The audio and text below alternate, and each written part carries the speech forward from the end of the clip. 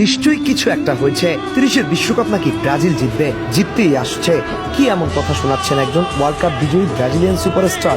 ইউরোপীয় ক্লাব আর ফুটবলকে কিসের হুমকি দিলেন, কি বা জানালেন?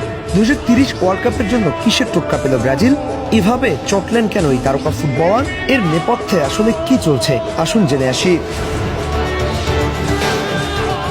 একবিংশ শতাব্দীতে ইউরোপের যান্ত্রিক ফুটবলের ল্যাবরেটরিতে বসে ব্রাজিলের সাম্বা ফুটবলকে বারবার খুন করা হয়েছে।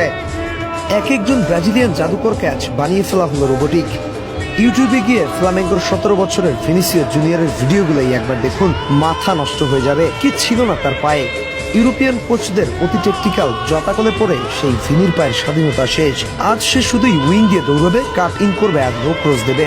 15টা স্কিল কেড়ে নিয়ে তাকে বানিয়ে রাখা হয়েছে স্রেফ একটা টেকটিক্যাল রোবট। নেইমার তো তাও থেকে গিয়েছেন, আরো কত শত ব্রাজিলিয়ান ব্লাড ধ্বংস হয়েছে এভাবেই। শত শত তারকার কথা না হয়